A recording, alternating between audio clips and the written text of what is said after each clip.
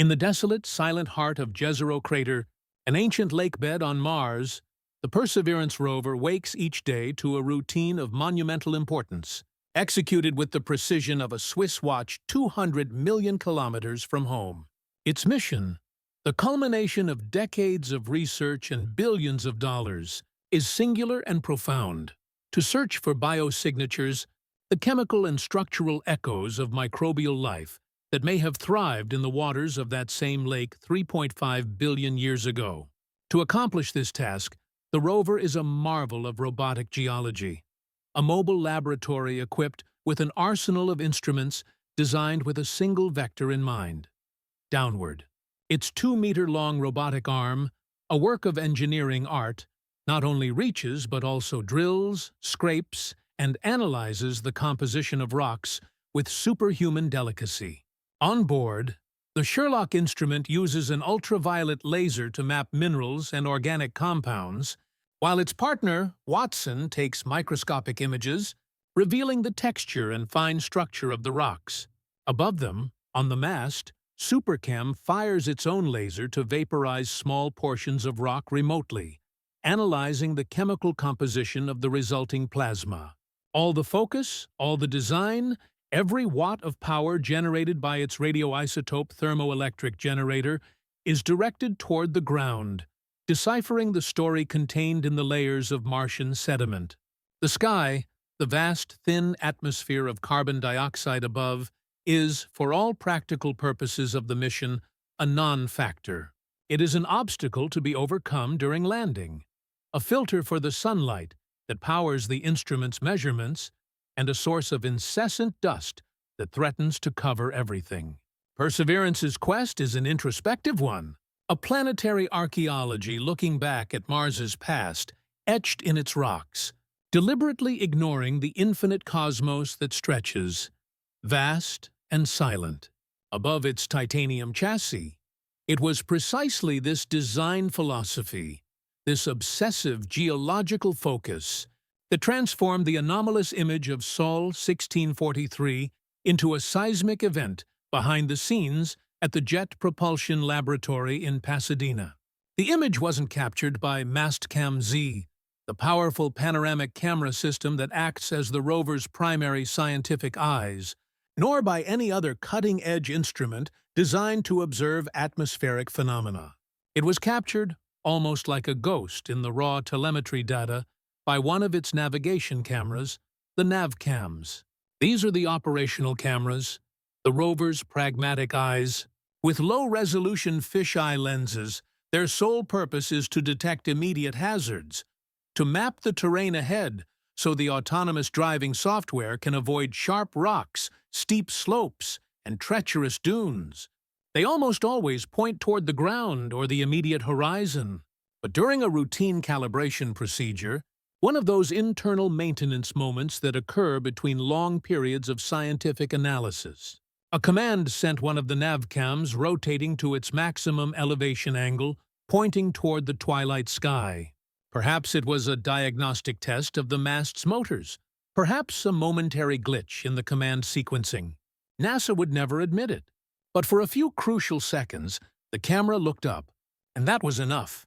In the grainy frame, against the purple gloom of the Martian sky, an object was moving. It wasn't a dot, it wasn't a flaming meteor, it wasn't an irregular blob.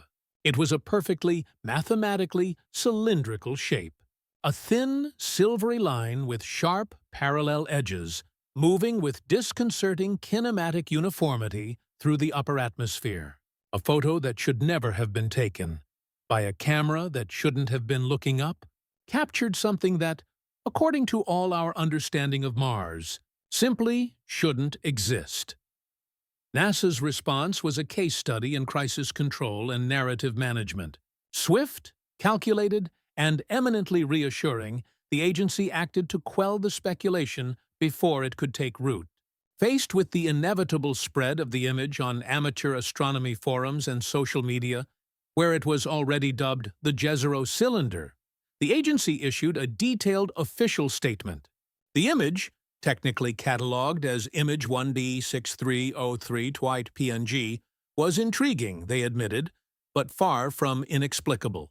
The leading explanation, supported by atmospheric models, was that the object was a meteor entering the atmosphere at an extremely shallow angle.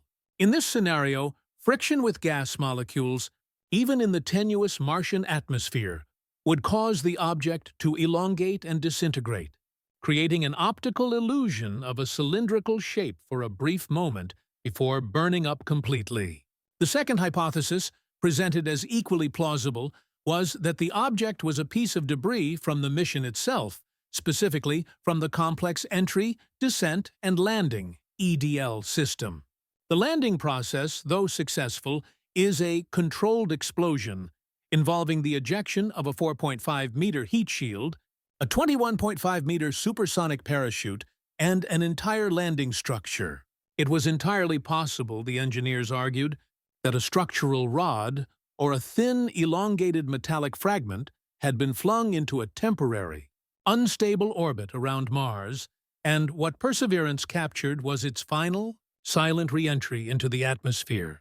The message was clear and twofold. What you are seeing is either a known natural phenomenon or it is our own debris.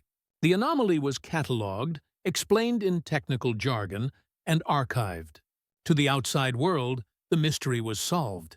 But, to those who looked more closely, the official explanations seemed as fragile as the Martian atmosphere itself. To anchor its position in reality and lend weight to the debris hypothesis, NASA supported its statement with factual and irrefutable context. Mars is, indeed, becoming an open-air museum of human technology, and Perseverance itself has been the primary curator of this involuntary collection. Throughout its miles-long journey through Jezero Crater, the rover has already encountered multiple traces of its own dramatic landing years earlier. The images sent back to Earth are spectacular and eerie. In one, we see the enormous supersonic parachute, with its orange and white panels, fallen and half-buried in the red dust, resembling the carcass of an alien sea creature stranded in a desert. In another location, a few miles away, the rover photographed the remains of the rear heat shield, which protected the rover from the infernal heat of atmospheric entry, now shattered into pieces and scattered across the terrain like fragments of ancient pottery. Even more intriguing, the rover found a tangle of Dacron mesh, a material used in thermal insulation, which must have been carried by Martian winds for more than 2 kilometers. NASA presented these images, already in the public domain, side by side with the Sol 1643 anomaly, building a powerful and compelling visual argument. See, they seem to say, we've encountered our own debris before. It's common, it's expected. A thin piece of metal, like a suspension system rod or a structural support, falling and spinning, could easily resemble the shape seen in the image, especially to a low-resolution camera. This historical basis was solid, setting a precedent that made the debris explanation not only possible but, for most people, the most logical and obvious conclusion. However, a more rigorous and skeptical analysis of the Sol 1643 image, conducted by independent analysts away from press releases, told a radically different story. Every detail of the image seemed to actively contradict the official explanations. The meteor theory fell apart under the most basic scrutiny of atmospheric physics. Meteors, entering the Martian atmosphere at speeds of tens of thousands of kilometers per hour, heat up to over 1600 degrees Celsius. They glow brightly, a phenomenon known as ablation, leaving a trail of ionized gas. The object in the Perseverance image was cold, sharp, and emitted no light of its own. It merely reflected the ambient light of the setting sun, like a piece of polished metal. Its shape also posed an intractable problem. Meteor disintegration is a chaotic process, producing fragments and a misshapen fireball appearance, never a perfect cylinder with parallel edges and abrupt terminations. The space debris hypothesis, while more intelligent, was equally fragile. The physics of an uncontrolled re-entry dictates that an asymmetrical object, such as a rod or a panel, would tumble and rotate erratically. This rotation would cause a constant variation in the object's brightness as different surfaces reflected sunlight toward the camera. The cylinder, however, maintained an absolutely constant brightness and orientation throughout its passage through the Navcam's field of view. There was no wobble, no pulsation in the light, not the slightest hint of a chaotic fall. It was a smooth, rectilinear, and uniform motion. The official explanations were not only unlikely, they were, based on the visual evidence, physically impossible. It is at this impasse, where conventional explanations fail, that the investigation forces us to consider a radical possibility, one that completely redefines the scale and significance of the event. What if the flaw in our analysis lies not in the object, but in our assumption about its location? What if the cylinder wasn't moving at all? Already, the thin atmosphere of Mars, but far, far beyond it, in the vacuum of space. This theory proposes that Perseverance, looking up by cosmic chance, captured not a local phenomenon, but rather an object in a solar orbit, passing in the background. And this object would be the enigmatic interstellar visitor 3I Atlas.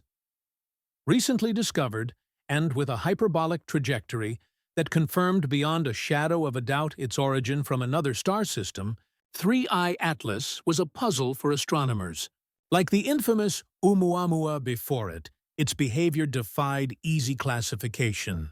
It was small, did not emit the coma of gas and dust characteristic of a comet, and its trajectory seemed to have been affected by something other than the sun's gravity. From Earth, it was impossible to obtain a clear image of it. It was merely a point of light, but computer models, based on its rapid and peculiar brightness variations, suggested an extreme shape, with a ratio of at least 10:1, possibly cylindrical. The theory postulates that Perseverance's low-resolution camera, lacking a reference point to judge distance, captured the distant silhouette of 3I Atlas against the blackness of space. The cylindrical shape and constant motion ceased to be an anomaly and became the visual confirmation that all astronomers around the world dreamed of. In isolation, this theory would be merely fascinating speculation, a science fiction plot. But it becomes frighteningly credible when overlaid with orbital data, the cosmic map that tracks the movement of celestial bodies. The bridge to speculation becomes a paved road of evidence when we analyze the timestamp of the Sol 1643 image. Converting the Martian day to our calendar, the photo was taken in a specific window of time, and it was in this exact 24-hour period that orbital tracking models, calculated independently by the Minor Planet Center and other observatories, predicted that 3I Atlas would make its closest approach to Mars on its long journey out of our solar system. The coincidence is so vastly improbable that it becomes statistically absurd. Of all the thousands of days of Perseverance's mission, the only documented time a navigation camera pointed skyward long enough to capture an anomalous object was precisely when a mysterious interstellar object, already theorized to be cylindrical, was at its closest point to the red planet. To think this was a fluke is like believing lightning can strike twice during a solar eclipse. The tracking data and the image align with a precision that transforms the theory from a remote possibility to the most logical and, at the same time, most shocking explanation. The photo was no random event. It was the capture of a predicted cosmic encounter, photographic evidence waiting to be found in the rover's terabytes of data. If we accept this premise as the most likely explanation, the implications are dizzying, cataclysmic for our understanding of the universe and our place in it.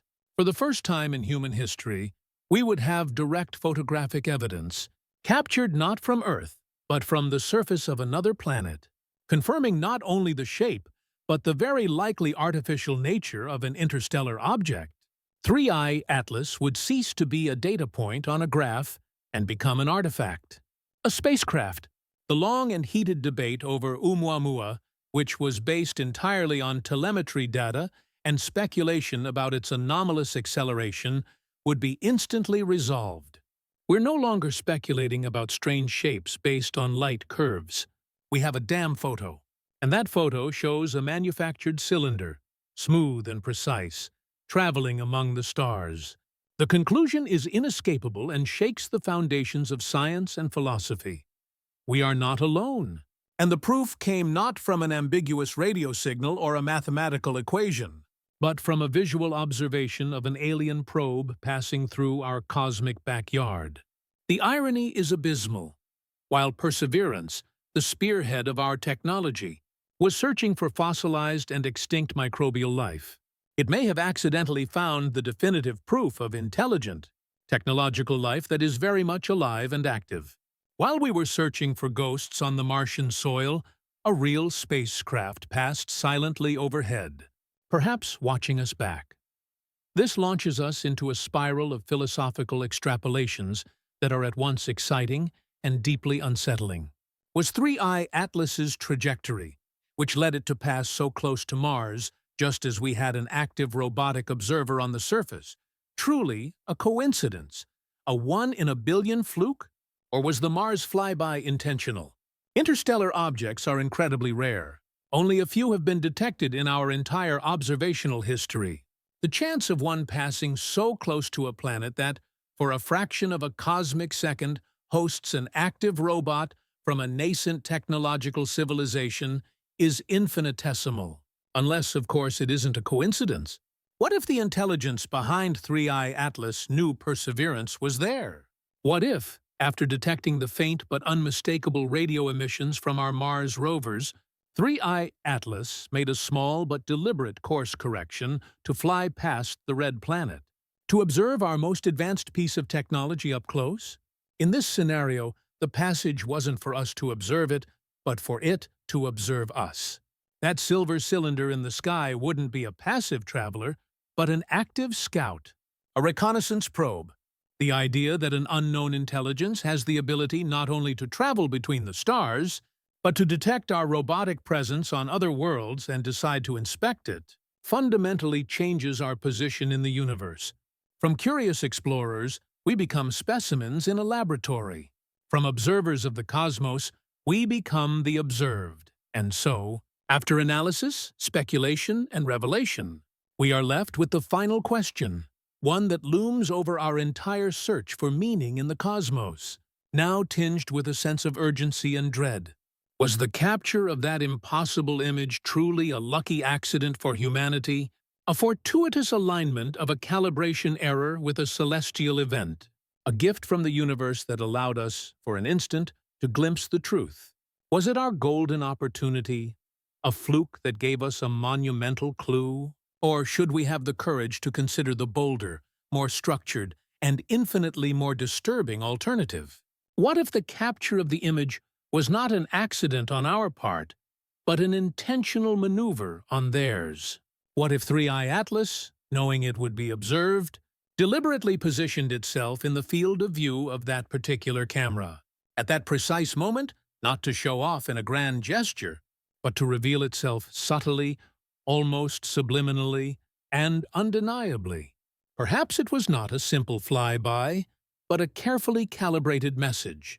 A silent hello, delivered not with words or radio waves, but with a simple silhouette against the otherworldly sky. A controlled revelation, a cosmic calling card, designed to be found, analyzed, and ultimately understood. The question, therefore, is not simply, what was that object? But what was its intention? Was it luck that found us?